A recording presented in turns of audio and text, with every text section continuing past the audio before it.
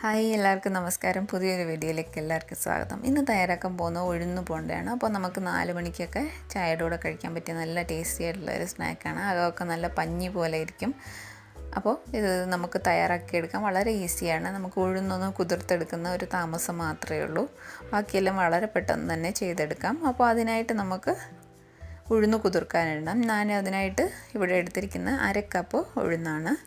അപ്പോൾ ഇത് നന്നായിട്ട് നമുക്കൊന്ന് കഴുകിയെടുക്കണം.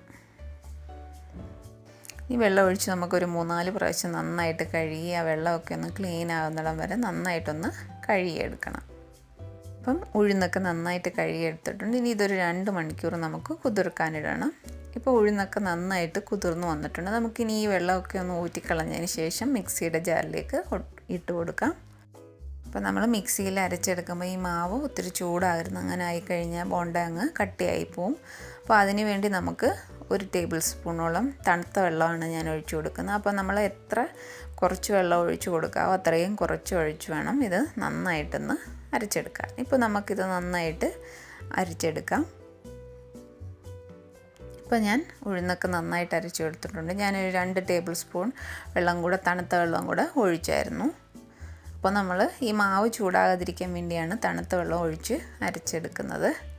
അപ്പോൾ ഇനി മാവെല്ലാം നമുക്കൊരു വേറൊരു ബൗളിലേക്ക് മാറ്റി കൊടുക്കാം.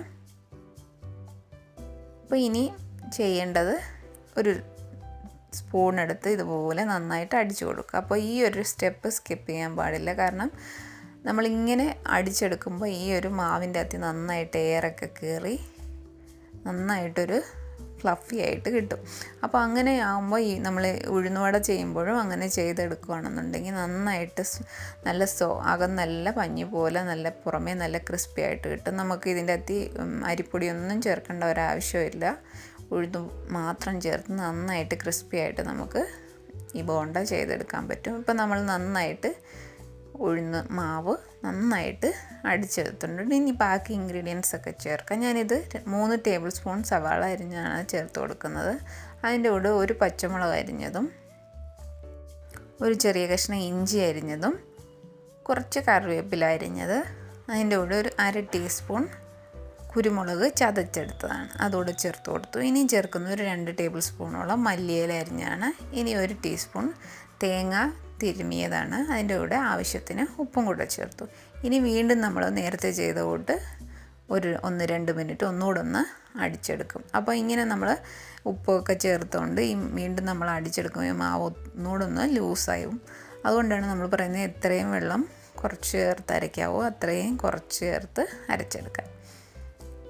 അപ്പം നമ്മൾ ബാക്കി ഇൻഗ്രീഡിയൻസ് എല്ലാം കൂടെ ചേർത്ത് നന്നായിട്ടൊന്ന് അടിച്ചെടുത്തിട്ടുണ്ട്.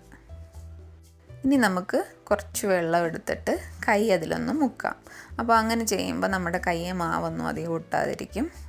അപ്പം ഇതിൻ്റെ അകത്ത് നിന്ന് കുറച്ച് ചെറിയൊരു ബോൾ പരുവത്തിന് മാവെടുത്ത് ഇതിൻ്റെ സൈഡൊക്കെ ഒന്ന് ഷേപ്പ് ചെയ്ത് കൊടുക്കുക. എന്നിട്ട് ഇതുപോലെ നന്നായിട്ട് ചൂടായ എണ്ണയിലേക്ക് ഇട്ട് കൊടുക്കുക. അപ്പോൾ നമ്മൾ മാവിട്ട് കൊടുക്കുമ്പോൾ നന്നായിട്ട് ചൂടായ എണ്ണയിലേക്ക് വേണം ഇട്ട് കൊടുക്കാൻ. അതുപോലെ നമ്മൾ ഇത് വറുത്തെടുക്കുമ്പോൾ ഒത്തിരി ഹൈ ഫ്ലെയിമിലിട്ട് വറക്കരുത്. കാരണം അകം അന്നേരം വേവാതിരിക്കും, പുറമേ എല്ലാം നല്ല ക്രിസ്പി ആയിരിക്കും. അപ്പോൾ ഒരു മീഡിയം ഫ്ലെയിമിലിട്ട് നന്നായിട്ട് വറുത്തെടുക്കുക. ഇപ്പോൾ നമ്മൾ അടിച്ചെടുത്തത് കൊണ്ട് തന്നെ നല്ലൊരു ഇങ്ങനെ എണ്ണയിൽ ഇങ്ങനെ പൊങ്ങിക്കിടക്കുന്നുണ്ടോ.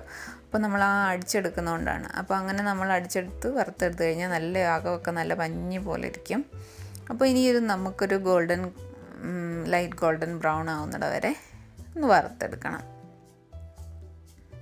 അപ്പോൾ ഇതിൻ്റെ അകത്ത് നമ്മൾ മല്ലിയിലയൊക്കെ ചേർക്കുന്നതുകൊണ്ട് ഒരു പ്രത്യേക ടേസ്റ്റാണ് ഇതിന്. വളരെ ഈസി ആയിട്ട് തന്നെ തയ്യാറാക്കിയെടുക്കാം. അപ്പം നന്നായിട്ടൊരു കളറൊക്കെ ഒന്ന് മാറി വന്നിട്ടുണ്ട്.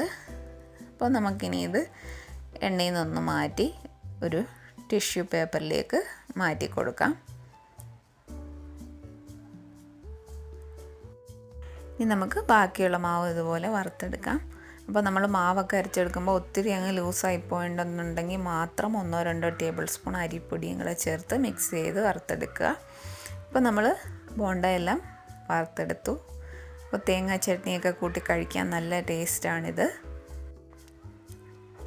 അപ്പോൾ അകമൊക്കെ നല്ല പഞ്ഞി പോലെ ഇരിക്കുകയാണ്.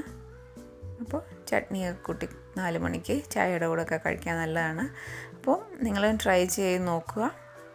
ഇഷ്ടപ്പെട്ടാൽ നിങ്ങളുടെ ഫീഡ്ബാക്ക്സ് കമൻസിലൂടെ അറിയിക്കുക.